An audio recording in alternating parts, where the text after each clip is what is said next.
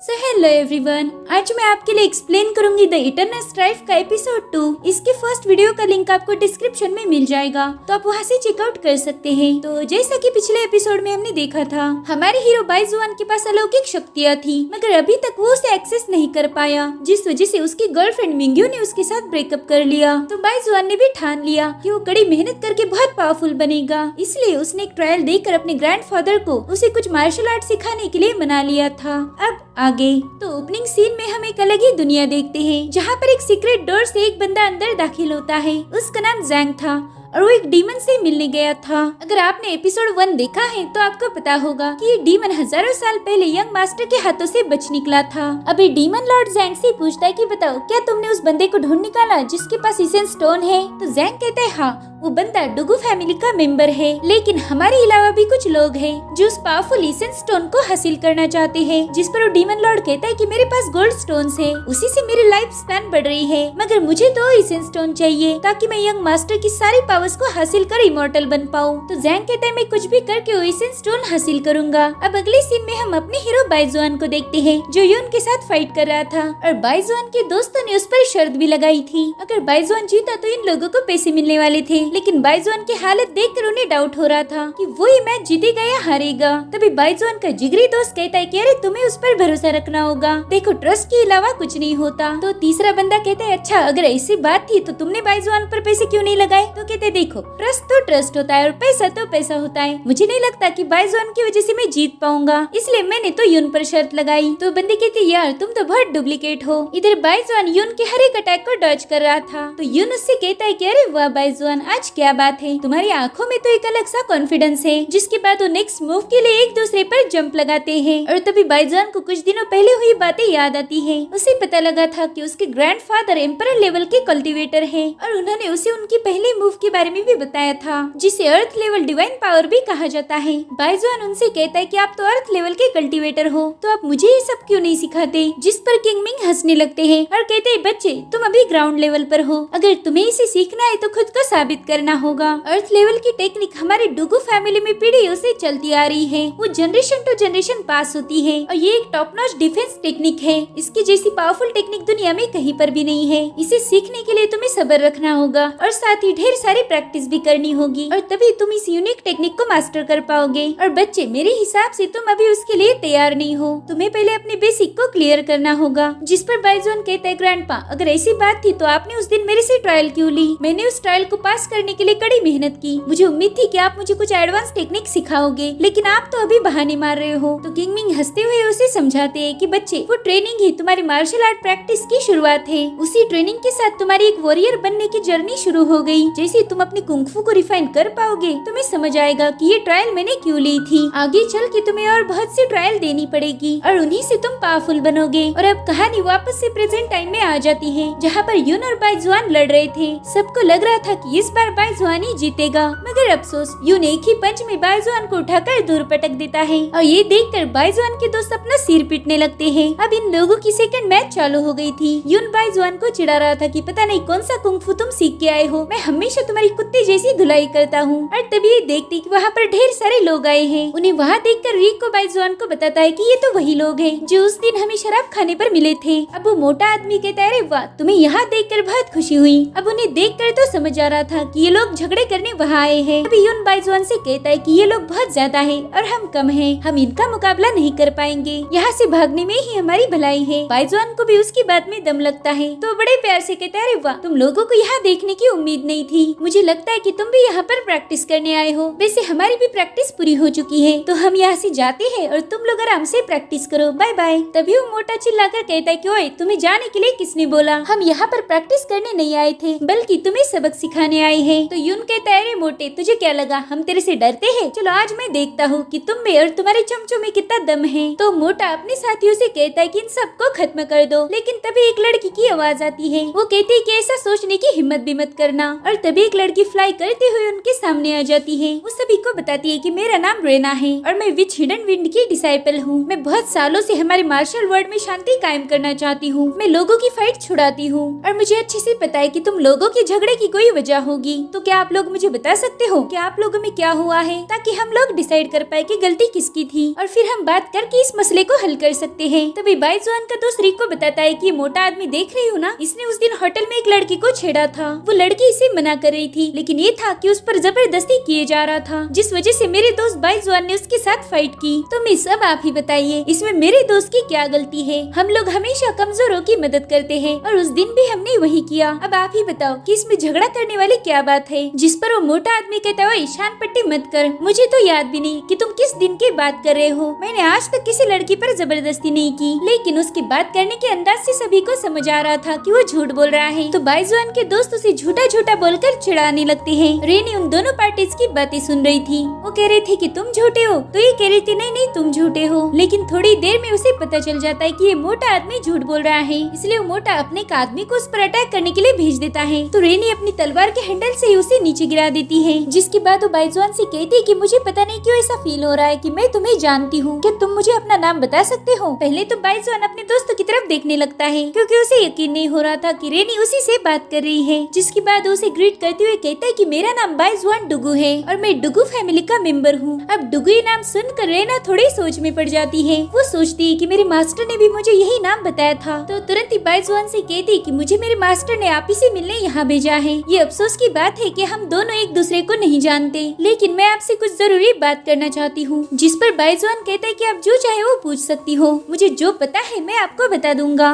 लेकिन फिलहाल तो हम बिजी है। यहाँ पर ये लोग हमें झगड़े किए बिना नहीं जाने देंगे। तो रेनी उस मोटे आदमी और लियो जिनलोंग से रिक्वेस्ट करती है कि इस बंदे से मुझे कुछ जरूरी जानकारी हासिल करनी है। अगर आपको एतराज ना हो तो आप ही झगड़ा फिर कभी कर लेना। आप चाहो तो कल या फिर परसों कभी भी इस झगड़े को रिज्यूम कर सकते हो। ये सुनकर लियो जिनलोंग उस मोटे आदमी के कान में कुछ बताता है, जिसके बाद वो मोटा कहता है कि हम इस खूबसूरत लड़की की रिक्वेस्ट को ठुकरा नहीं सकते। चलो आज के दिन हम तुम्हें जाने देंगे, लेकिन अगली बार ये फाइट जरूर होगी। बस तुम देखते जाओ मैं तुम्हें कैसा सबक सिखाऊंगा। जिसके बाद रेना उन सभी को थैंक यू बोलकर इन लोगों को अपने साथ लेकर जाने लगती है। तभी रिको उन्हें मजे लेते हुए गुड बाय बोल रहा था। अब ये देखकर लियो जिनलोंग के लोगों को गुस्सा आता है। वो कहते हैं कि मास्टर आप इन्हें ऐसे ही नहीं जाने दे सकते हो। जिस पर वो मोटा कहता है बेवकूफ तुम्हें किसने बोला कि हम उन्हें जाने दे रहे हैं? मैं तो बस बाइजुआन के लिए राजी हुआ था। अब बाइजुआन और रेना जंगल में ही बने एक प्लेस पर पहुंच जाते हैं। उसके सारे दोस्त नीचे जंगल में रुके थे ताकि इन लोगों को प्राइवेसी मिल पाए। तभी हम रेना के पास एक आर्टिफैक्ट देखते हैं, जिसमें से एक मैजिकल पावर बाहर रिलीज हो रही थी। रेना उससे कहती है कि मैं तुम्हारे डुगू फैमिली के पूर्वजों के बारे में जानना चाहती हूँ। हजारों सालों पहले तुम्हारी फैमिली में एक सेज थे जिनका नाम था मोटियान। क्या तुम डुगू मोटियान को जानते हो? तो बाइजुआन सोच में पड़ जाता है और तभी वो मैजिकल पावर्स उसकी आंखों में चली जाती है, जिससे बाइजुआन को पास के कुछ विजन्स दिख रहे थे। वो डुगू मोटियान और इसेंस स्टोन को देख पा रहा था। तो तुरंत ही रेना को बताता है कि हाँ मैं इस बंदे के बारे में जानता हूँ, मैंने उनकी कहानियाँ सुनी है। लेकिन तुम ये क्यों जानना चाहती हो? क्या तुम वाकई विच हिडन विंड की डिसाइपल हो? तो रेना कहती हाँ मैं आपसे झूठ क्यों बोलूंगी, ये देखो मेरे पास विच हिडन विंड का बैज भी है। अब उस पेंडेंट को देखकर बाइजुआन की तो आंखें ही चमक जाती है। वो तुरंत ही उसे छीनकर वहाँ से भागने लगता है। वो कहता है कि ये तो मुझे बहुत खूबसूरत लगा, क्या ये तुम मुझे नहीं दे सकती हो? देखो ये पेंडेंट तो मुझे बहुत पसंद आया है, तो तुम ये मुझे दे दो और बदले में तुम मुझसे कुछ भी मांग सकती हो। जिस पर रेना कहती कि मैं तुम्हें ये पेंडेंट नहीं दे सकती, क्योंकि ये मुझे मेरे मास्टर ने गिफ्ट दिया था, तो प्लीज मुझे माफ कर दो, ये मैं तुम्हें नहीं दे सकती। अब बाइजुआन उस पेंडेंट को गौर से देख रहा था। उस पर जिंगहाओ रीजन के 5 पवित्र प्लेसेस में से एक प्लेस का नाम मेंशन था। इसका मतलब वो लड़की होली प्लेस से बिलोंग करती थी। तो बाइजुआन सोच में पड़ जाता है कि आखिर ये लड़की मुझसे क्या चाहती है, जो इतने दूर दराज के इलाके में मुझे ढूंढते हुए आई। जिसके बाद वो रेना का पेंडेंट उसे वापस देता है और तभी बाइजुआन को अपने दोस्तों की चिल्लाने की आवाज आती है। तो बाइजुआन और रेना तुरंत ही उनकी तरफ जाने लगते हैं और अब हम देखते हैं कि उस मोटे आदमी ने झगड़े बंद करने का बस बहाना किया था। उसने बाइजुआन और रेना के वहाँ से जाते ही उसके दोस्तों की पिटाई करना शुरू कर दी थी। वो कह रहा था कि बाइजुआन के बच्चे तुझे क्या लगा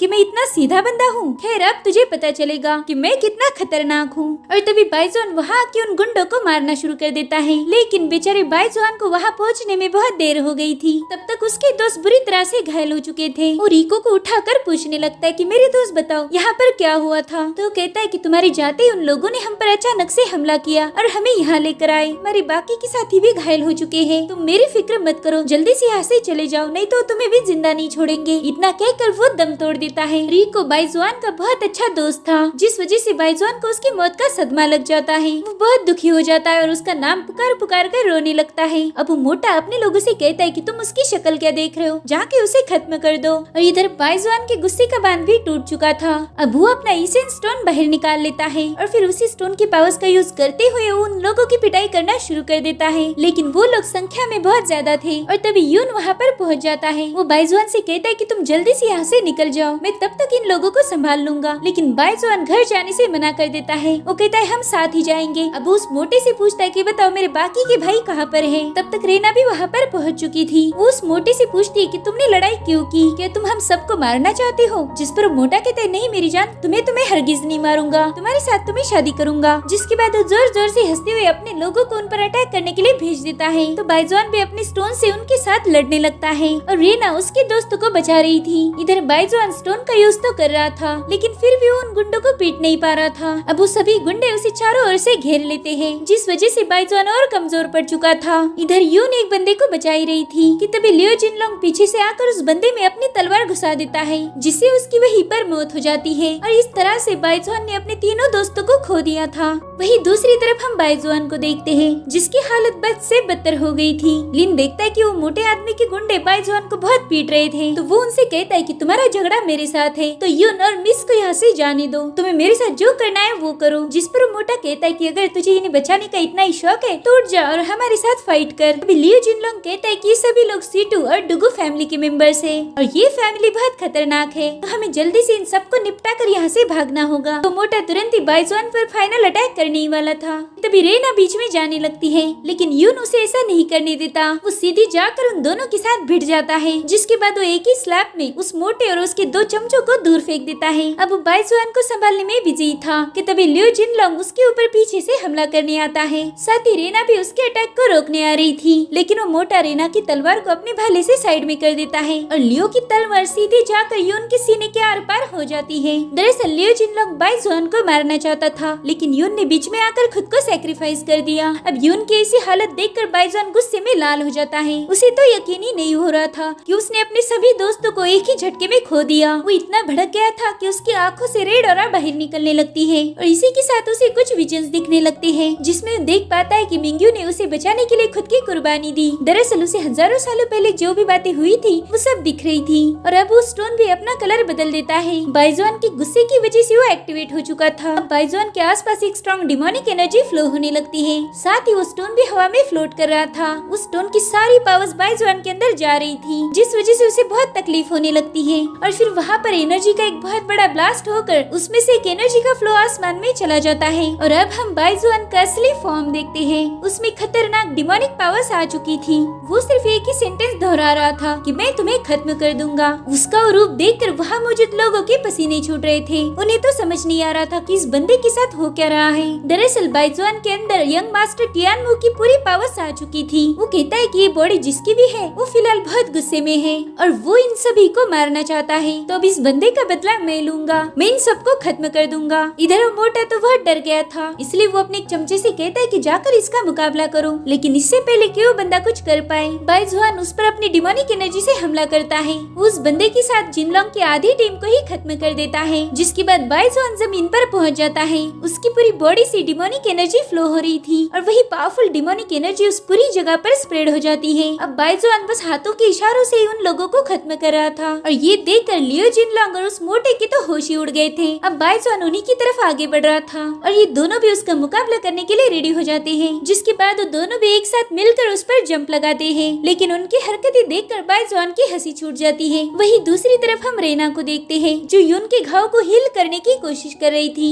तभी वो देखती कि बाइजुआन ने उन दोनों के वेपन्स को जगह पर ही होल्ड किया है। वो लियो जिनलोंग की सोर्ड साइड में हटाते हुए कहता है कि मुझे तुमसे डर की बू आ रही है, शायद तुम लोगों ने डर के मारे अपनी पतलून गीली कर दी है। तो वो मोटा कहता है कि मुझे पता है तुमने कोई डिमोनिक टेक्निक सीख ली है और उसी का फायदा उठाकर तुम मुझे डरा रहे हो। तुम बस देखते जाओ, हम सभी को तुम्हारी असलियत बता देंगे कि तुम्हारे अंदर डिमोनिक पावर्स है। तभी लियो जिनलोंग कहता है कि तुम्हें पता नहीं, हमारी फैमिली बहुत पावरफुल है, अगर उन्हें पता चला कि तुमने हम दोनों को मार दिया तो तुम्हारी पूरी फैमिली को लोग डिस्ट्रॉय कर देंगे। तो बाइजुआन उसे अपने करीब लाकर कहता है कि जो होगा वो देखा जाएगा, फिलहाल तो टाइम तुम्हारी मौत का हो चुका है। जिसके बाद बाइजुआन अपनी डिमोनिक एनर्जी का यूज करते हुए उन दोनों को एक ही झटके में खत्म कर देता है। रीना ने ये सब कुछ देख लिया था, उसे तो अपनी आंखों पर यकीन ही नहीं होता और तभी उसे अपने मास्टर ने कही बात याद आती है। उन्होंने उसे बताया था कि डुगू फैमिली के यंग मास्टर में अर्थ और स्काई को डिस्ट्रॉय करने की ताकत है और उसे रहम नाम की चीज पता ही नहीं है। तुम ये भी सोच सकती हो कि उसके पास दिल ही नहीं है। जब भी उसकी पावर्स अनलिश होती है तो दुनिया में खून की नदियाँ बहती है और अगर उसकी जान भी ली तो दोबारा से जिंदा होता है या फिर रीइंकार्नेट होता है। दरअसल वो इंसान की भेष में छुपा हुआ इमॉर्टल डीमन है। इसलिए हमारे पूर्वजों ने हमें सदियों से बताया है कि हमने डीमन को खत्म करना है, यही हमारा मकसद है। तो ब्रेना उसकी असलियत जानने के बाद अपनी सोट निकाल लेती है। वो कहती बाइजुआन तुम एक डीमन बन चुके हो, वजह चाहे कोई भी हो, लेकिन उसने तुम्हारी डिमोनिक साइड को ट्रिगर किया है और अब ना चाहते हुए भी मुझे मेरे मास्टर के ऑर्डर को फॉलो करना होगा। मुझे यहाँ पर तुम्हें मारने के लिए भेजा गया था। तो बाइजुआन कहता है लड़की बकवास बंद कर, मैंने मेरे सारे दोस्तों को खो दिया, अब बस एक ही बचा है, तो मुझे उसके पास जाना है, इसलिए जल्दी से रास्ते से हट जाओ। लेकिन रेना उसकी बात नहीं सुनती। अब जैसे ही उस पर अटैक करने के लिए आगे बढ़ती है, बाइजुआन तुरंत ही हवा में फ्लोट करने लगता है, जिसके बाद उसकी बॉडी से गोल्डन एनर्जी बाहर निकल रही थी और वो सीधे उसके दोस्तों की बॉडी में जाने लगती है। रेना देखती कि यून भी अब होश में आ चुका है। वो कहती कि ये पॉसिबल नहीं, डीमन तो बस मारने का काम करता है, लेकिन तुम तो लोगों को जिंदा कर रहे हो। जिस पर बाइजुआन कहता है कि ये नियम तुम लोगों ने ही बनाए हैं कि डीमंस बुरे होते हैं। यहाँ पर मैं किसी को मारना नहीं चाहता था, लेकिन उन लोगों ने मेरे भाइयों को मारा और अब मैं बस उन्हें बचाना चाहता हूँ। लेकिन रेना के हिसाब से डीमन तो बुरे ही होते हैं, इसलिए वो उस पर अटैक शुरू कर देती है। मगर बाइजुआन उसके सारे अटैक को मिस करता जा रहा था, जिसके बाद अचानक से उसे याद आता है कि उसने डीमन किंग की पावर्स को एक्सेस किया है, जिसके बाद वो सारी पावर्स अचानक से गायब हो जाती है और बाइजुआन बेहोश होकर नीचे गिर जाता है। उसके नीचे आते ही दोबारा से सारी सिचुएशन नॉर्मल हो चुकी थी। रेना ने देख लिया था कि बाइजुआन के पास एक स्टोन है। साथ ही वो देखती कि बाइजुआन ने अपने सारे दोस्तों को दोबारा से जिंदा कर दिया, लेकिन बाइजुआन की पल्सेस पूरी बंद हो चुकी थी और रेना को यकीन नहीं हो रहा था कि वो डीमन होके भी कैसे मारा गया। अब यून जाकर उसे उठाने लगता है, तभी रेना उसे बताती है कि कोई फायदा नहीं, उसने तुम लोगों की जान बचाने के लिए खुद की जान का सौदा किया। ये सब सुनकर यून जोर जोर से रोने लगता है और उसे उठाने की कोशिश करता है। साथ ही बाइजुआन के दोस्त भी उसके पास आ चुके थे और इसी के साथ ये एपिसोड भी यहीं पर खत्म हो जाता है। Thank you for watching, bye bye, take care.